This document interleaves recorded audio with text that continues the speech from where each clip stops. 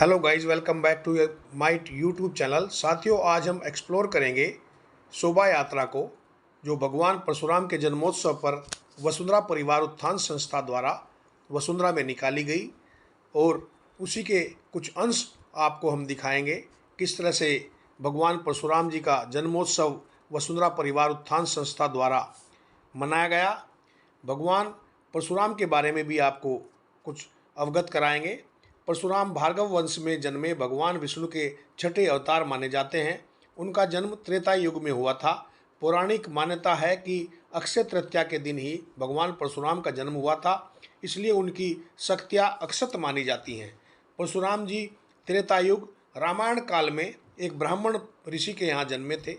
पौराणिक वृत्तांतों के अनुसार उनका जन्म महर्षि भृगु के पुत्र महर्षि जमदग्नि द्वारा संपन्न पुत्रेष्टि यज्ञ से प्रसन्न देवराज इंद्र के वरदान स्वरूप माता रेणुका के गर्भ से हुआ था। वह धर्म के रक्षक थे। उसी का स्वरूप आपको सामने यहाँ दिखाई दे रहा होगा, किस तरह से उत्साहवर्धन करते हुए लोग उनके जन्मोत्सव को मना रहे हैं।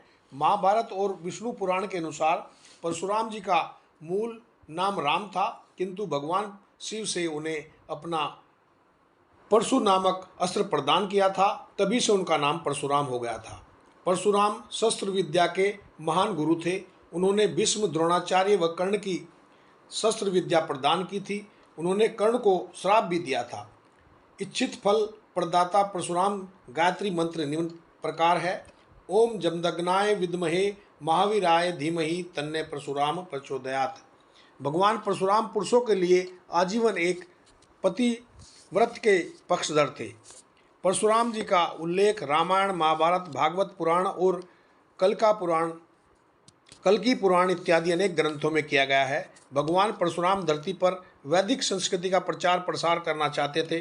कहा जाता है कि भारत के अधिकांश ग्राम उन्हीं के द्वारा बसाए गए हैं, जिन्होंने कोंकण, गोवा एवं केरल का समावेश है। पौराणिक कथा के अनुसार भगवान परशुराम ने तीर चलाकर गुजरात से लेकर केरल तक समुद्र को पीछे धकेलते हुए नई भूमि का निर्माण किया था, और इसी कारण कोंकण, गोवा और केरल के में भगवान परशुराम को वंदनीय माना जाता है। परशुराम भार्गव गोत्र की सबसे आज्ञाकारी संतानों में से एक थे, जो सदैव अपने गुरुजनों और माता पिता का आज्ञा का पालन करते थे। वे सदा बड़ों की आज्ञा का सम्मान करते थे और कभी भी उनकी अवहेलना नहीं करते थे। उनका कहना था कि राजा का धर्म वैदिक जीवन का प्रसार करना है, ना कि अपनी प्रज्ञा से आज्ञा पालन करवाना। परशुराम का जन्म एक ब्राह्मण रूप में अवश्य हुआ था, लेकिन वो कर्म से एक क्षत्रिय थे। यह भी ज्ञात है कि परशुराम ने अधिकांश विद्याएं अपनी बाल्यावस्था में ही अपनी माता की शिक्षाओं से सीख ली थी। यहाँ तक कि वे पशु पक्षियों तक की भाषा भी समझते थे और उनसे बात कर सकते थे। यहाँ तक कि कई खूंखार बनेले पशु भी उनके स्पर्श मात्र से ही उनके मित्र बन जाते थे। परशुराम ने सैन्य शिक्षा केवल ब्राह्मणों को ही दी थी, लेकिन कुछ अपवाद भी हैं, जैसे भीष्म और कर्ण।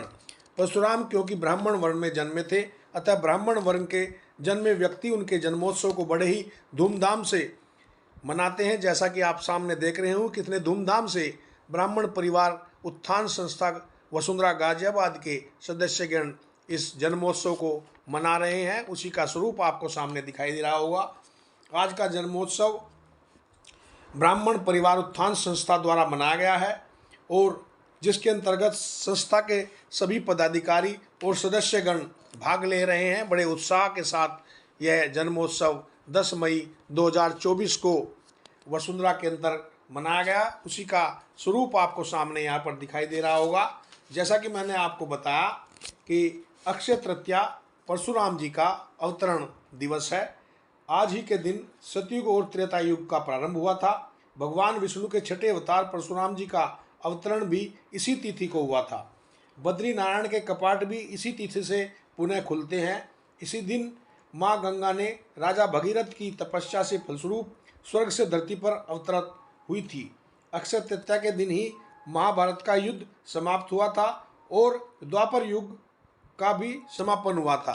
ये देखिए आप कितने उत्साह के साथ सभी ब्राह्मण बंधु भगवान परशुराम की जन्मोत्सव पर शोभा यात्रा निकालते हुए आपको सामने दिखाई दे रहे होंगे और उसी का रूप और उसी कार्यक्रम में सम्मिलित होने मैं भी यहाँ पर आया हूँ। यह भगवान परशुराम चौक है जो वसुंधरा में सेक्टर 12 और 14 के मेन रोड पर है। ये देखिए आप परशुराम चौक और परशुराम जी की आदमकद प्रतिमा के आप दर्शन कीजिए।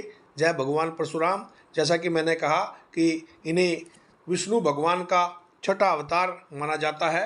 उनका जन्म त्रेता युग में हुआ था। पौराणिक मान्यता है कि अक्षय तृतीया के दिन ही भगवान परशुराम का जन्म हुआ था, इसलिए उनकी शक्तियाँ अक्षत मानी जाती हैं। आप देखिए कितने उत्साह के साथ भगवान परशुराम का जन्मोत्सव यहाँ पर मनाया जा रहा है। सभी सदस्यगण भगवान परशुराम के जन्मोत्सव में भाग ले रहे हैं और एक शोभा यात्रा निकाल रहे हैं और बड़े उत्साह से झूमते हुए सदस्य आपको सब दिखाई दे रहे होंगे। कितना शानदार और सुंदर नज़ारा आपको सामने यहाँ पर दिखाई दे रहा होगा। एक ही तरह की पगड़ी बांधे हुए सभी सदस्यगण आपको इस कार्यक्रम में मिल जाएंगे। कितना साफ सुथरा और सुंदर नज़ारा इस शोभा यात्रा का आपको सामने दिखाई दे रहा होगा। कितने अच्छी तरह से भगवान परशुराम का आशीर्वाद लेते हुए लोग यहाँ पर आपको मिलेंगे। और जैसा कि मैंने आपको अवगत कराया कि पौराणिक वृत्तांतों के अनुसार उनका जन्म महर्षि भृगु के पुत्र महर्षि जमदग्नि द्वारा संपन्न पुत्रेष्टि यज्ञ से प्रसन्न देवता देवराज इंद्र के वरदान स्वरूप हुआ था। और आप धर्म के रक्षक माने गए हैं और जन्म से आप ब्राह्मण अवश्य थे, लेकिन कर्म से आप क्षत्रिय माने जाते हैं। ये उन्हीं का जन्मोत्सव लोग मनाते हुए उत्साहवर्धन करते हुए, और देखिए आप कितना अच्छा और शानदार नज़ारा आपको यहाँ सामने दिखाई दे रहा होगा इस जन्मोत्सव का। ये कितने अच्छी तरह से सब लोग भगवान परशुराम के अवतरण दिवस को मना रहे हैं और किस तरह अच्छी तरह से जो है उनका आशीर्वाद प्राप्त कर रहे हैं, उसी का नज़ारा आप सामने यहाँ पर देख रहे होंगे।